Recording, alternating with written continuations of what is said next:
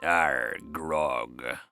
Hey everyone, it's a Sideshow podcast with me, Peter Fickling, Keri Warbis and Matthew Weir. So Matthew, have you made it back to Portugal? I mean, I assume, like Toby, it's been some Vasco da Gama length journey.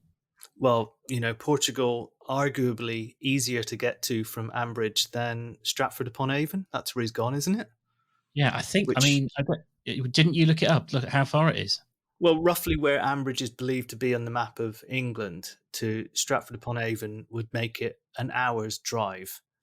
So yet again, a ridiculous commute, long farewell storyline. And he could be commuting this. Why does he have to have this office in Stratford-upon-Avon? Is it just to appease his dad?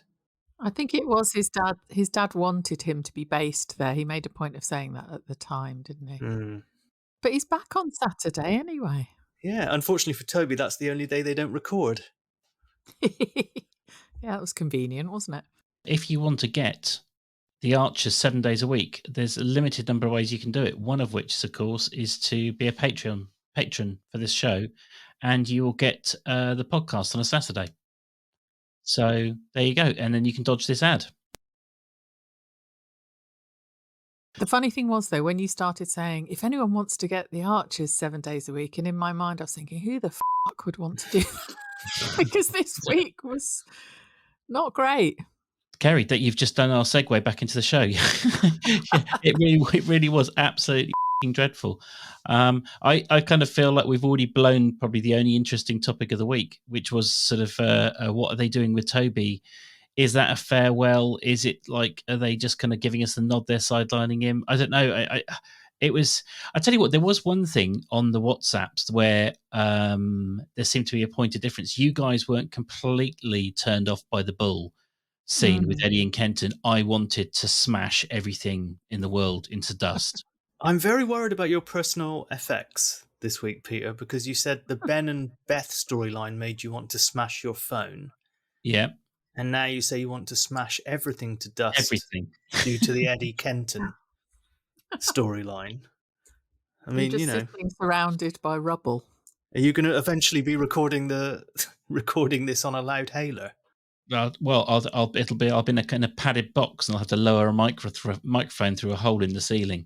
I do. So the Eddie and Kenton thing, the Beth and Ben thing, the Joy and Lee and Helen thing, it's all felt like some kind of personal assault on me by the story editors via poor Keri Davis.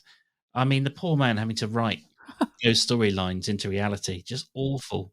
Are you forgetting the heart racing decorating episode? Yeah. I mean, actually, I didn't mind the Leonard stuff too much because at least he's quite a likable man, so you can just kind of let it wash over you. It was all shit. But utterly shit.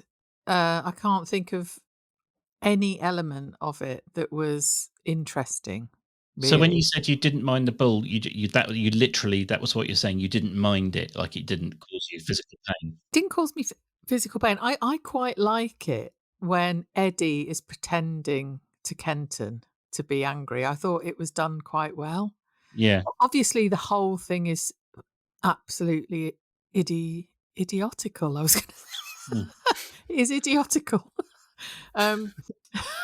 Like me.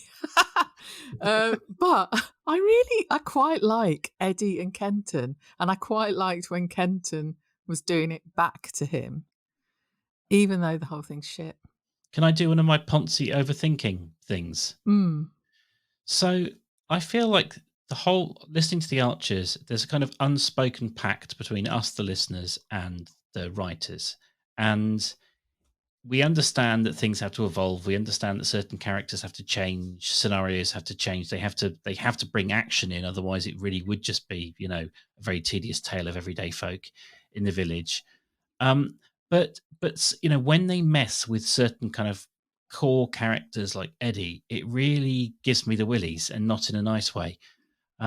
So the deal is that Eddie is not sinister. His any kind of hijinks that he gets up to are kind of misguided, but never kind of truly unpleasant. And I felt he was unpleasant this week.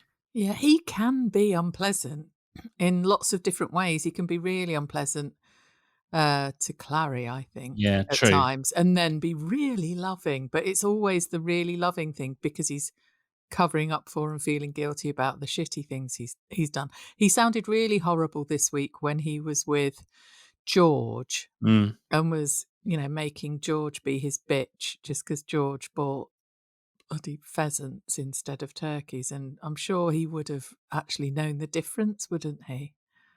I would have thought, having been knocking about with his dad and his granddad. No? Yeah, is that just to bring George down a notch or two, that storyline? Probably. I mean, you said last week, it's funny, Keri, that you said last week that one of the biggest surprises was that Eddie peeled some carrots and put a pie in the oven. And I'm now thinking the only reason that happened was so that we could have the balance this week where he got George to do his veg peeling for him. Yes, you're right, because they mentioned it again, didn't they? Oh, can you do some? And he went, carrots, is it? Yeah. They must only ever have carrots. And there were some potatoes, which Clary had to tell him where they were, which I thought, well, that says a lot, doesn't it? If he doesn't even know where the potatoes are kept in the house he's lived in for 60 years. And some beets that Clary was going to have to go and pull. Does this link into like one of our regular complaints that the Grundys are never allowed to civilize? Like they're always kind of trapped at this kind of lower strata in all senses. So they're not even allowed to evolve as a family where women have rights. Like, the men live in sort of like little like lords, and poor Emma and Clary are constantly scurrying around. Also, it's a bit weird, to your point, Matthew. It's a bit weird that George didn't form a quite sort of strong memory of what a turkey was, having watched Clary rip the feathers out of them every year for the previous 18. Yeah. In just to be for full disclosure, that was Keri's point, not mine. Oh, sorry. I don't see gender or hair color or you're both exactly the same to me. Oh dear. I did think it was funny. Well, not funny. No, that's exactly the opposite of what I thought. I am quite tired this week. Sorry, I'm going to talk a lot of nonsense. Was when Eddie, he even ridiculed Clary going to the WI because, it was quite a funny title. The thing that she was going to take part in, wasn't it? Hats I Have Known or something. Yeah, Hats I've Known. And I did like the way he teased her a little bit. Where he's like, "Are you sure? What about it could be near fatal." Yeah, excitement. Yeah, but it's belittling her. The one bloody thing she's going to go to this week that's not in the house. Yeah, and she's not going to that. She's going away from something else, isn't she? I was viewing that with the same level of humour as when Clary said to him, "Did you hear what Leonard got Jill for her birthday?" And he went, "A jet ski?" Yeah. Yeah. I did have a vision of Jill on the jet ski, did you? Straight away. Yeah. If the noises she was making in the car on the track with Leonard, I was trying to imagine what noises she'd be making on a jet ski, riding 2 up with Leonard on that. She was bloody awful this week, even though it was her birthday as well. Oh, I don't know, but it's a backlash against Beth. Aren't we up for that? That's quite good, isn't it? But she was really horrible. Like, oh, what a fuss over nothing. And if that's a sign of things to come, Ben, I'm not sure that that's very nice. Yeah, that's writing on the wall, I think. It's a bit of a mixed message, isn't it? I mean, one week you're giving up a family heirloom to welcome someone into the family, and the next week she puts one foot wrong and she's castigated. And the same thing with Ruth. With sort of like, we only just got over the bit where she threw her toys about Steph, and it's like, well, it wasn't. I'm no fan. So the thing is, Beth's behaviour is not that bad or unusual. It's just her personality that I find so repellent. Yeah, and another person who's swung violently is Beth, because at the end of last week it was all, oh, let's make a go of it. I do love you. This week, she can barely look at or be in the same room as Ben. Yeah, she did hint at it when she was like, I know that we'd split up and stuff, and I don't think I said it this kind of like boldly, but when you break up with someone, you are basically telling them to go and sleep with someone else. That's it.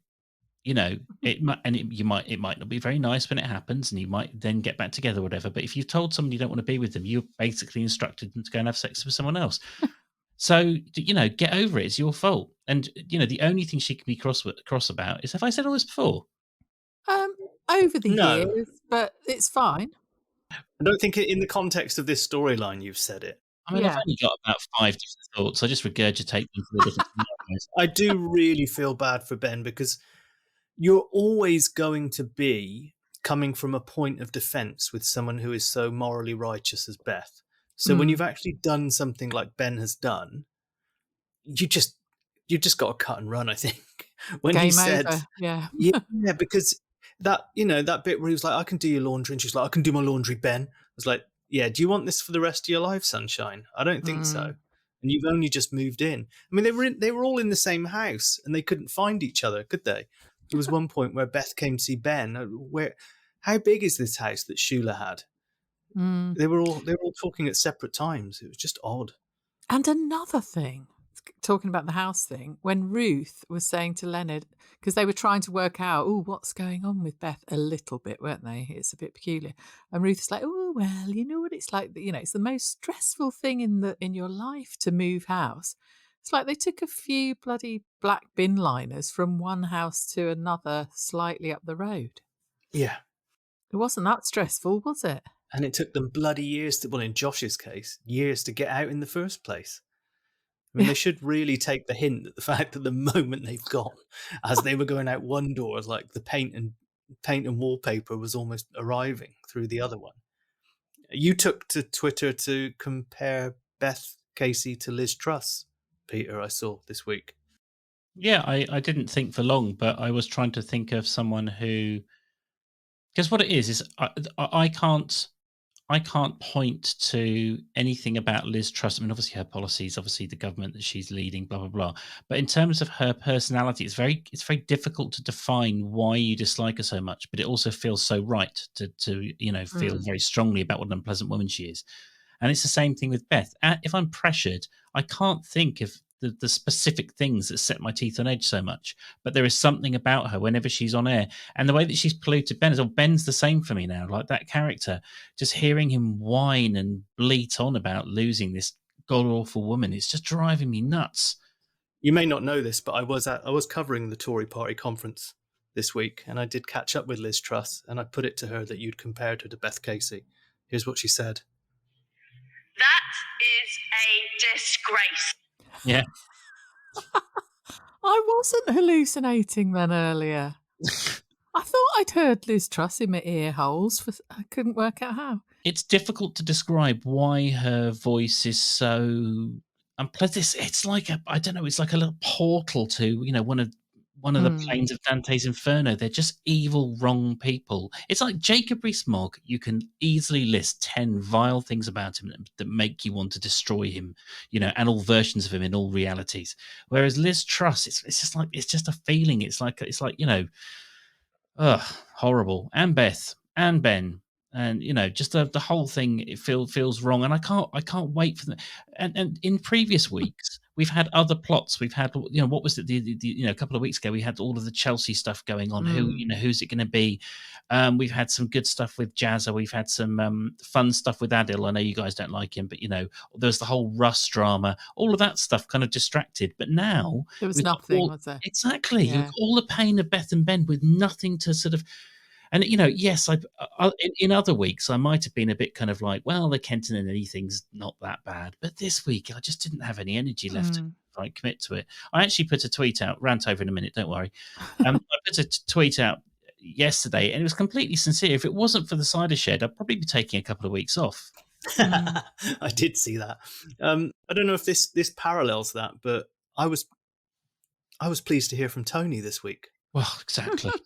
I mean, that is, that's drinking a piss in the desert, isn't it?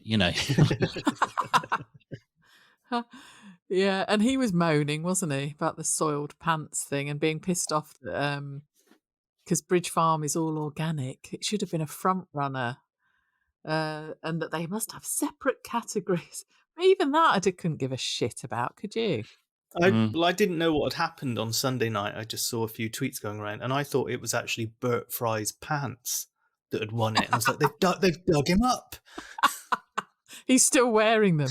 He's Yeah. like, his cadaver is hanging on that washing line on the stage of the village hall. Yeah, Kirsty, do you really think that Bert should be hanging up there on the stage? It's very near the lemon slice.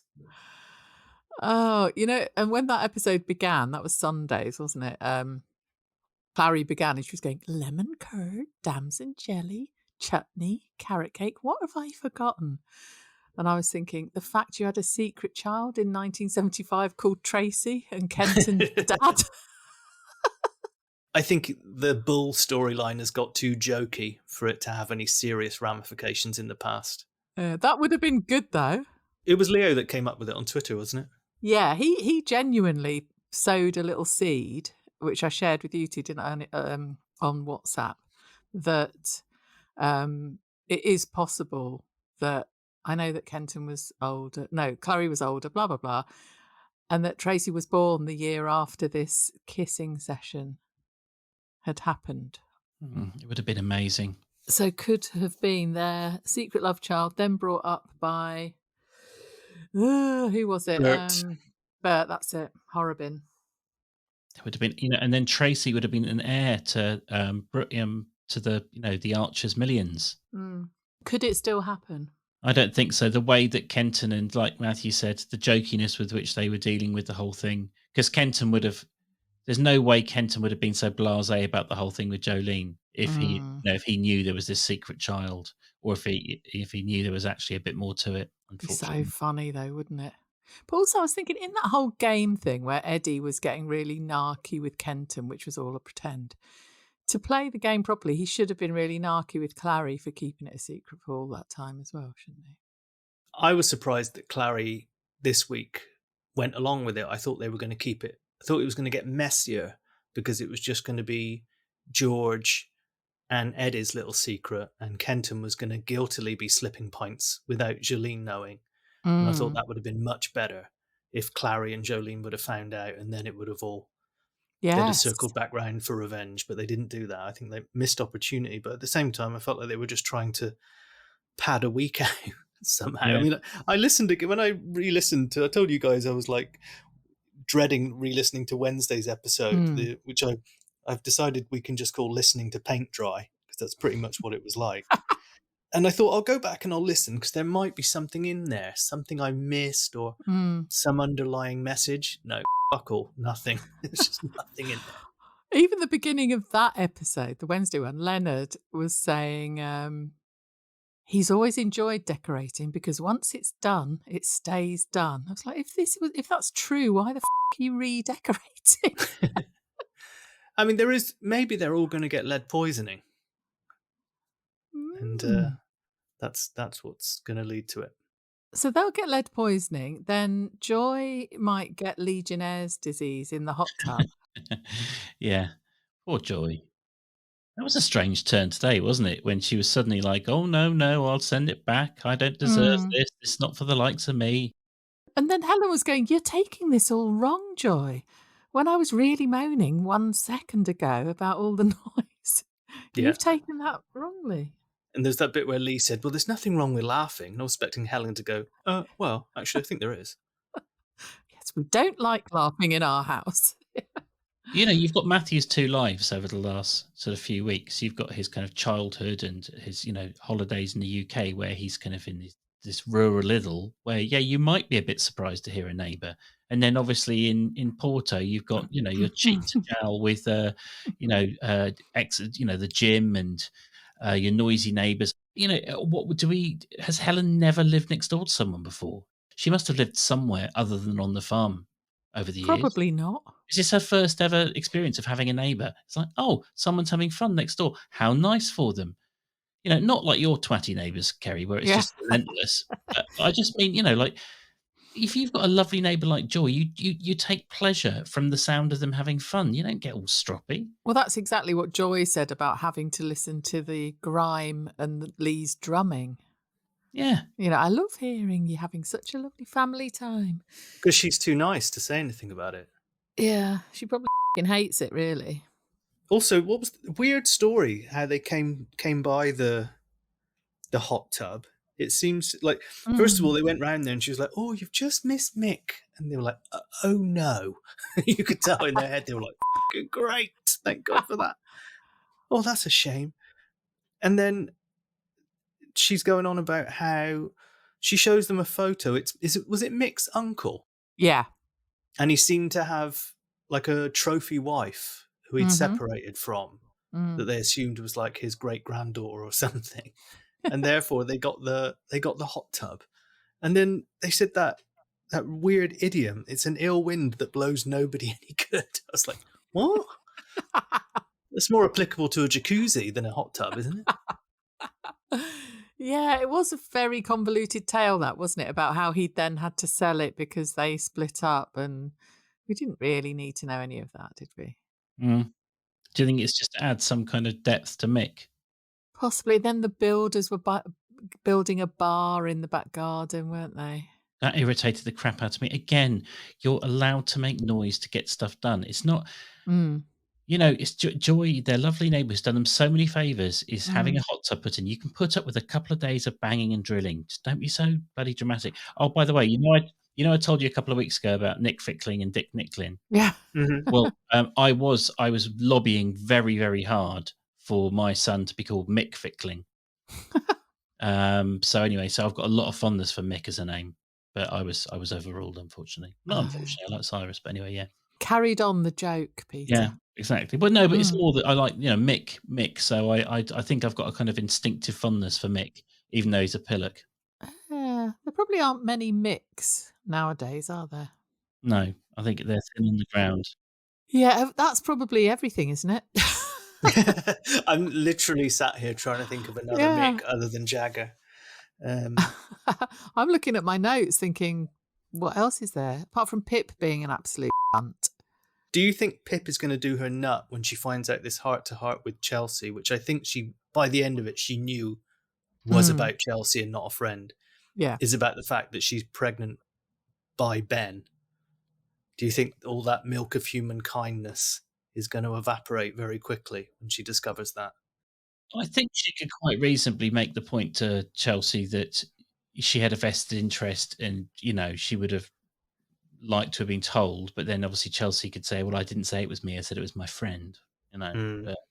Yeah, I really meant earlier in the week when Pip was demanding that Chelsea cut the hair of Rosie and was saying, I've left it a bit late. What you don't understand, it's my grand's birthday and we're having photographs taken and there's a party. Actually, Pip, I'm a little bit sad and a little bit busy, and you can tell by my voice I'm quite sad. Well, no.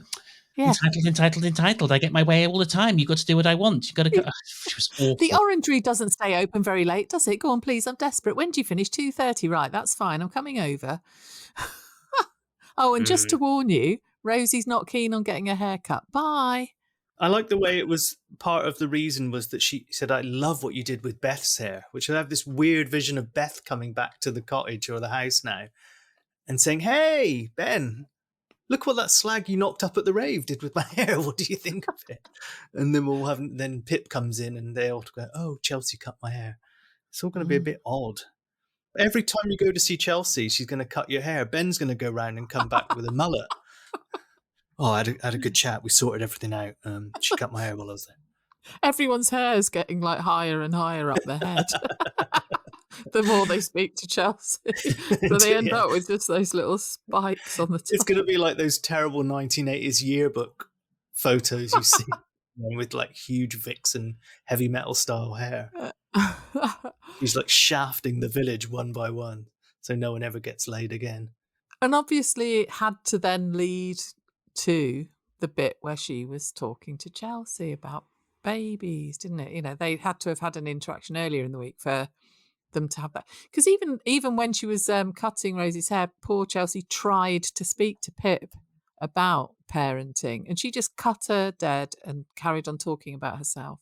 Yeah, I thought that first time round. I mean, in her defense, Pip's defense, she did say, I need to pay you.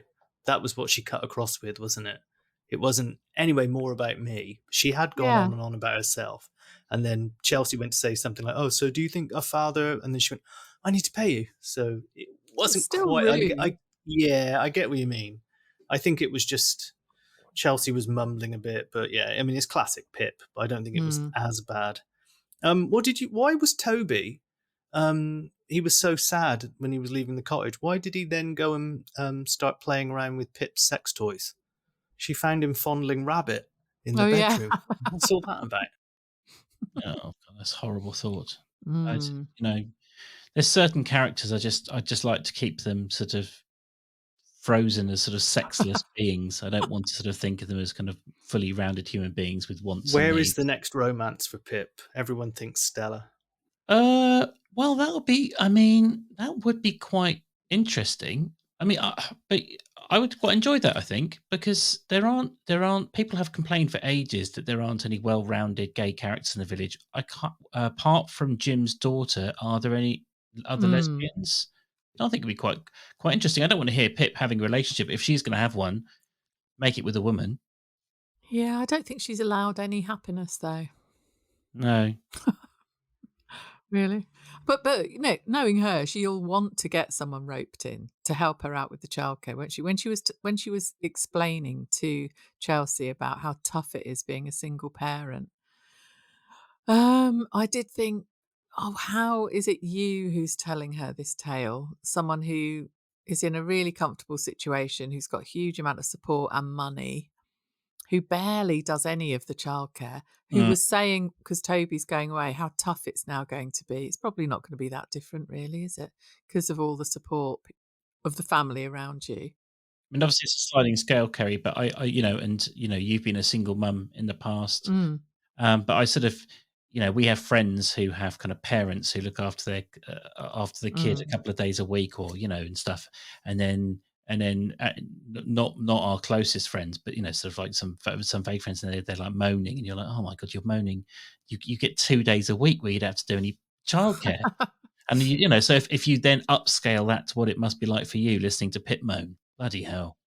Yeah, exactly. I thought of all the people to sort of talk about whether it's hard or easy or the right thing to do. It should not be her.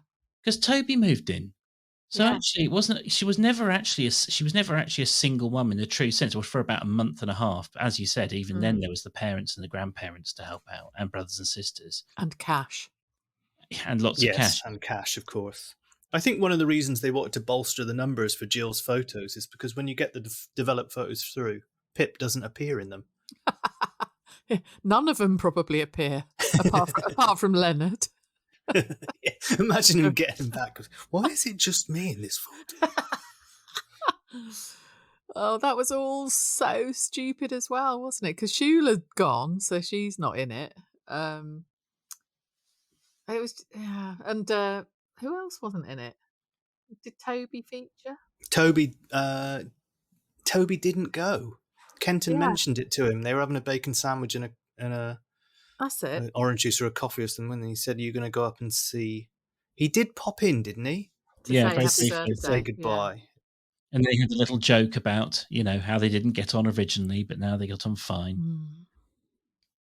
Toby's much maligned. Like, that scene really showed me just how unlikable all the Archers are. Toby was there kind of having to rather sort of sheepishly mention the time when they'd been completely unpleasant to a young man who'd made the mistake of having a father who'd once, had sex with Elizabeth. And I know it's a bit of shit, but, It's true. And then Jill sort of went, oh, yes, it's true, isn't it? But you are a very good father. Patronising cow. Emma got 2 mentions this week. Kenton said to Jolene? Why do I keep saying Jolene? Jolene, that he'd even tried to speak to Emma about breaking up Eddie and Clary's marriage, but she didn't want to talk about it. I was like, no, because she hasn't spoken for 2 years. She probably just stood there in silence. How long's it been? It's just under 2 years, isn't it? Really? Well, she hasn't been in it. The last major thing I remember being in was when she went off at Brian on the doorstep post-christening. We started this podcast in, I want to say, April We did. 21, yeah. And I remember very early doors, we were having a conversation where we were outlining the characters who kind of really meant something to us. And that was when you went really big on Jim. Mm. And I think I'd said that Emma was like, I felt that Emma was kind of she needed to succeed to try and break the curse of all the kind of working class people in the village being sort of like, having their ambitions thwarted. So, so I think it's almost as long as we've been doing it's just slightly longer than we've been doing the pod, isn't it? Yeah, so God. on the way back, I think. She also got a mention, as in they were saying, would her job be secure under the fake new owners of the Bull? Oh God, imagine this, just our dream scenario. Beth dares to do her sanctimonious bullshit on Emma. Just they'll be picking bits of bone and gristle out of the walls of the Bull for years to come. Absolutely glorious. There are some wonderful complications to come from all of this. Like I said before, David, Ruth, Vince, Lizzie. It just hasn't happened yet. Yeah. Is that more? Is that a dog, or is that more this trust sound effect you got going? That's actually a dog. Yeah. Well, it's difficult to tell the difference, isn't it? I was a bit confused, when Kenton said, yes, well, we've decided to sell up. It's not theirs to sell anyway, is it? As we were discussing earlier in the week. Well, now I'm confused, because they said that Lillian and Justin's head was turned by the cash. But do Kenton and Jolene have a share in it? But it's all bullshit anyway. So it's just reliant on Eddie being gullible, isn't it? Oh, it's all bullshit, yeah. But surely if Kenton said to Eddie, "Oh, we're thinking of selling up," would Eddie think they mean the pub because they own it? I mean, like you said, we discussed it last week, and then we were a little confused over it, weren't we? Maybe they're. I guess Kenton and Jolene do have some say, but if it was just to pull the wool over Eddie's eyes, maybe it didn't need to be factually correct. Because I was hoping that if Tracy is Kenton's daughter, that she would inherit the Bull, which was a stupid thing to say, really. I mean, maybe this is one of Matthew's foreshadowing ideas, where actually now the Bull is going to be sold by Lillian and Justin, and many a true word spoken in jest. So, or somehow Eddie tells Lillian, or Eddie tells Justin about the hilarious joke that's been played on him, and Justin goes, "Oh, maybe not so funny after all." Sorry, guys, I'm just gonna have to go and open the door for someone for 2 secs. Sorry.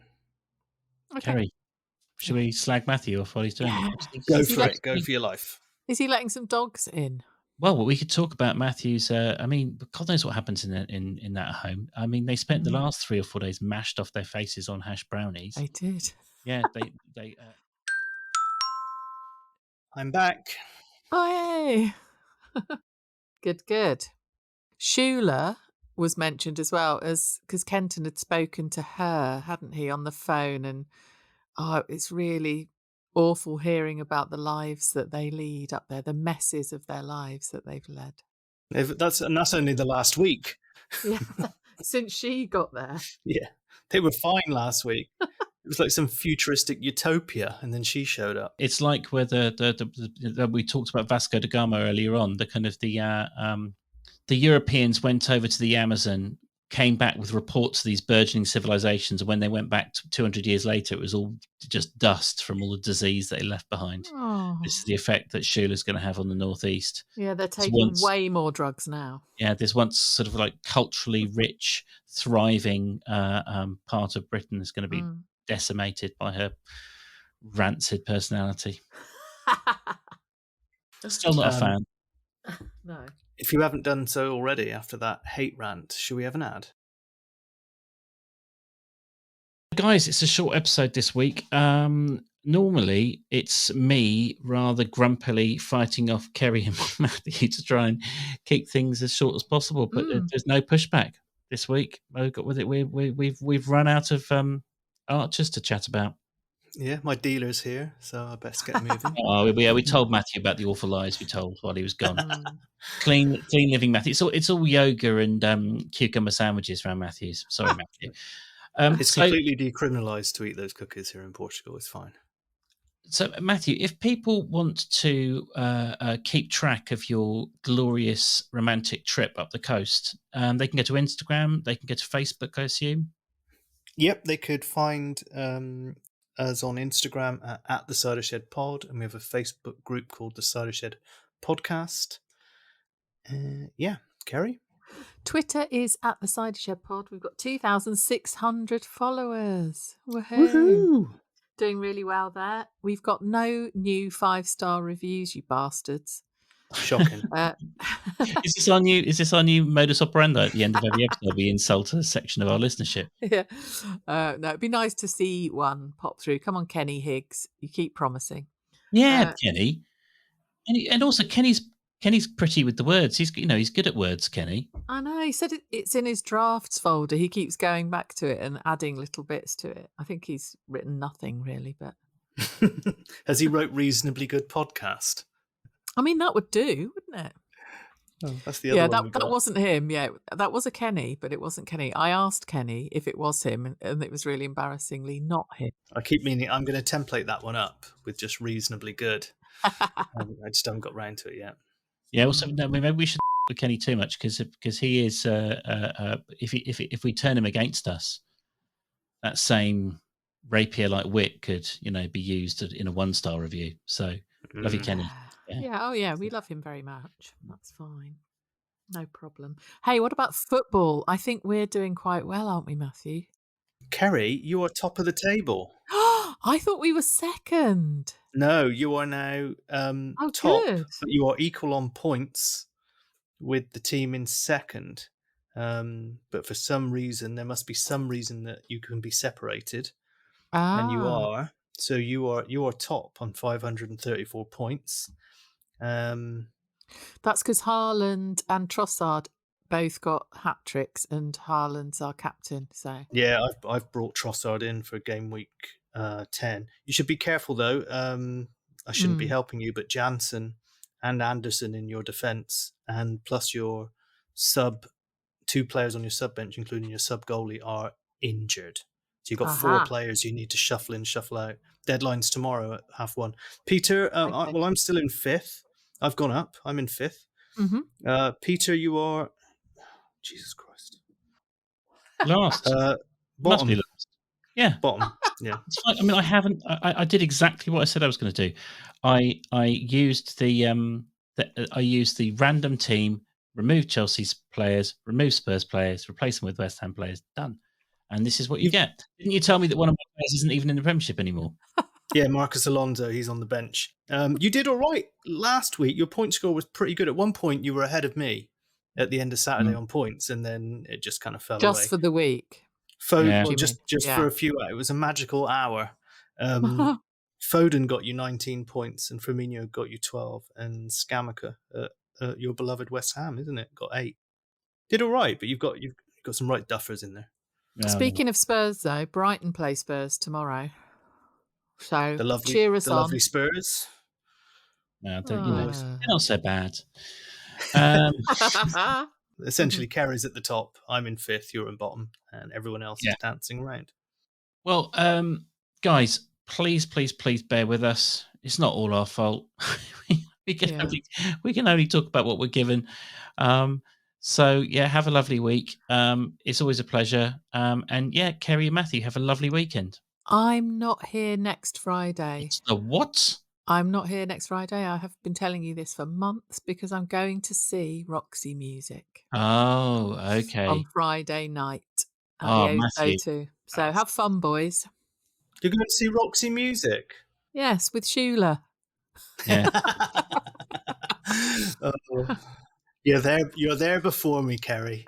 Well, I am Shula, so yeah, I really am looking forward to it. I'm going with my brother, and we don't get out, just the 2 of us, very often, as he's in Yorkshire normally. We're staying in a hotel in the O2, a bit of a posh one. So watch out, Brian. Yeah, exactly. So the restraining order's finished. Well done, Keri. You can celebrate in style. Go and see Brian. We'll miss you, but we will, of course, say terrible things about you. So have a lovely time. Good. Yeah, so see you in 2 weeks. See you, bye. See everyone. Bye. Hang on.